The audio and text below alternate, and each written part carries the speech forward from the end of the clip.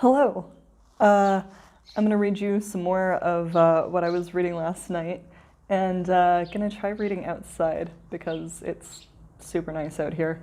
Also, my persimmon has starting to get flowers, and I'm super, super excited about it. Anyway, hopefully the acoustics here are all right, and if you didn't listen to the first couple parts, go back and do that. And again, this is very much a work in progress, so I would love any feedback you have. All right. The notes stopped. One word stood out towards the bottom of the last page. It was written large and bold, but in a shaky hand, and had been circled several times, almost until the circling itself had made the word illegible. Almost. Assara was dead still and cold to her core now, and she had to resist an almost involuntary urge to vomit the word out of her mouth over and over and over and over until eventually it took root and she succumbed. Her mind was as frozen as her body, and she had lost all sense of time. It was impossible to say whether she spent minutes or hours staring blankly at the page as that terrible word writhed around her and finally became the circumscription of her new reality. She heard a sound in the hallway. One of the servants was calling for her. It was dinner time. The call seemed far too loud and sharp, but also like it came from very far away, as if Assara was standing in the bottom of a deep, deep well. When all of her senses told her that the hallway was empty, she stepped into the hallway, locked the door, hid away the second key back in its nook, and went to dinner. She did all of this mechanically. Her senses burned with the intensity of even normal inputs, but even this intensity felt hollow, as if her body was on fire, but somewhere very far away. She felt hollow. Her body went about its tasks of navigating hallways, eating dinner, cross-stitching in the fading light, and even conversing with the servants, somehow entirely by itself, while the inside of her mind was as empty, blank, and ashy as if it was a physical place that had been burned out by the fires of rage and grief that had been kindled by those terrible words. She continued like this for several days, until her husband returned. He met her drifting wraith-like through the hallway. He tried to embrace her. He told her that despite all their efforts, their armies were falling to the Falcon people in their own distrust of each other. He told her that the alliance had been dissolved. He told her that he must make preparations to defend their holdings. He told her that he would protect her, as he would protect Oliva's property. She looked at him blankly. Something in her released. She spoke the word that had drifted like smoke through the husk of her being for days now, her burned-out mind's only tenant. His eyes grew wide in shock and realization. He fell to the ground dead. When the servants found them, she stood unmoving over her husband's corpse. She told them that he had had a heart attack and fallen dead in front of her. Stress. She told them to feed his body to his warbird. It would make her strong, she said, and he would live on in her flesh and spirit. There were no questions. Only obedience. Oh God, just a sec. Assara slept peacefully for the first night in months. She felt free as she never had before, and strong. Strong enough to protect her people from whatever evils beset them, better than her husband had. She had woken a grief-ravaged mother and went to bed with the bearing of a queen. In the morning, Assara told her servants what her husband had told her before dropping dead, and told them that they had been forsaken by the other namers, and they must now prepare for war, with other namers or with the Falcons. At this they despaired. When she told them she intended to break into her husband's study and learn the knowledge contained within, they despaired further. She did not tell them that she already had. Assara felt confident now, entering into her husband's study. It was her study now, and she would make it her own. She cleaned the room thoroughly. She organized the notes, sorted equipment, threw out the various dead animals and other unnecessary things. She read back over the pages of notes that changed her life and its course entirely, and burned them. No one else would know these words, if possible, ever. She continued to study her husband's notes and quickly became quite fluent in his naming language, quickly enough to make some modifications of her own before calling the servants in one day and announcing that she was prepared. When asked what she was prepared for, she informed them that she was prepared to teach them all the ways of naming. The servants were aghast. "We could all lose our tongues," cried one, mortified. "And our eyes," cried another. "I know," she said. "My brothers and sisters, I know your minds and I know your fears. but the enemy we face is twofold. I do not believe we can trust our lives to the Namers who might try to take control here any more than we can the Falcon people. Our Namers are the evil we know, but that does not make them an acceptable evil. And one servant asked whether it was so that she had really hated her husband so much.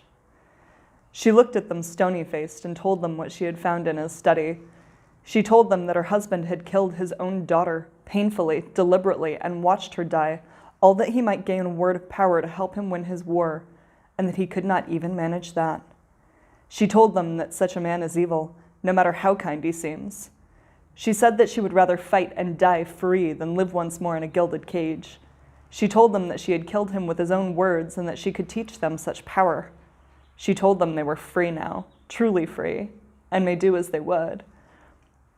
But if they stayed, she would teach them the ways of naming, and they would fight together as sisters and brothers against whomever may attack them. Namers were secretive and pert because they counted on being the few like themselves in a battle. Surely they would be no match for an army of people with even a third of their power. But, said one of the servants, we are not enough for an army. No, she replied, not until I free the landbound. Assara freed the landbound. She taught all who would learn the ways of naming. She trained her army. She prepared her people for war. The petty officials who had handled much of her husband's business were surprisingly amenable to the change in leadership. Her husband had never given them much power, and Assara had been fast friends with many of them for years, realizing that mutual respect is far better at retaining loyalty than tyranny. They kept the outside namers confused about internal affairs and afraid of her husband's wrath for months, far longer than she had thought possible. So much longer that when one namer king finally did come to her holdings to visit her husband about rekindling the alliance, or, as Assara suspected was more accurate, to get a better sense of his position and defenses, her subjects had so adjusted to their new lives that they had killed the rival namer and his entourage, abducted their riding birds, and disposed of the bodies in the aforementioned riding birds who they had not done well enough by that the creatures had any compunctions about eating their masters, before she could even be alerted to what was happening. Assara was proud of her people, but she knew that it was only a matter of time before they must defend themselves in earnest from the namers. But when the first true attack did come, it did not come from the land, but from the air. One bright, clear morning, the sky dimmed in the north, and what at first appeared to be a cloud soon resolved into a great flock of birds.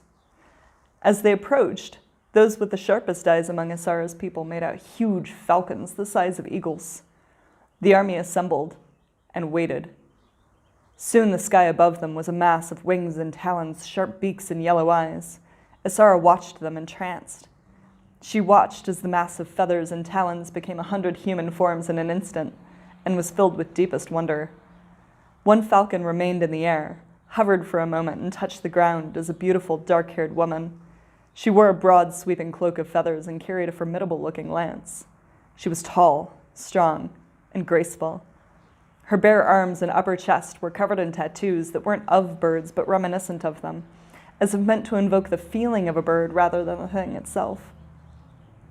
Assara's gaze fell upon the rest of the army and found them much the same, all tall, broad, and graceful, with yellow-brown eyes and tattoos that felt like feathers but didn't look like them. All looked to the woman facing Assara and awaited her command. There was a tense moment when Assara locked eyes with this warrior queen. Then she spoke. "I am Assara," she said, "mistress of this city and all its holdings, protector of all who live within. We do not wish for violence, but if you attack us, I promise you will die here."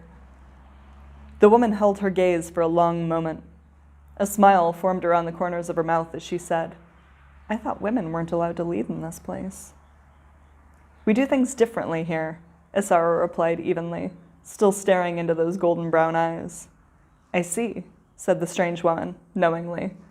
Assara had the feeling this woman was looking straight into her soul. After a time, she said, "I have a proposition for you. You have the bearing of one of my own people, proud and strong. I see the same in your army. Whatever released you from subjugation, you will not return to it. Stand with us. Allow us to use your lands to rest and prepare. Supply us when you can afford to, and we will protect you from all who would enter here. I guarantee you your freedom." "This is a most generous offer," Assara replied. And indeed, it was so generous that she'd had to bite her tongue to keep from agreeing to it immediately. But why would you offer such a thing when you yourselves are here to conquer? In truth, said the Falcon leader, we're not. We have taken up arms against the Namers only to stop the invasion of our own lands, but we have come to discover that there can be no truce with the Namers and no peace they will not break. We watch them and we see that they are as cruel and vicious to their allies as they are to their enemies.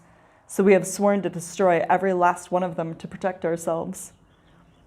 Assara nodded and said, in that case, I have a better proposition for you. We are strong and able-bodied and eager to kill Namers. We know them as you do not, and you know battle. Teach us to fight, and we will fight alongside you. Teach us to fly, and I will teach you the ways of naming. The woman raised an eyebrow at this and smiled. She looked back at her people. Then, turning back to Assara, she said, we are in agreement. I am Linneret, first Talon of the Northern Falcons. I accept your offer. Now we have much to discuss. And discuss they did. By the next morning, they were sworn sisters, bonded in blood against all evils that might befall them. Their two armies quickly became one. Thanks for listening.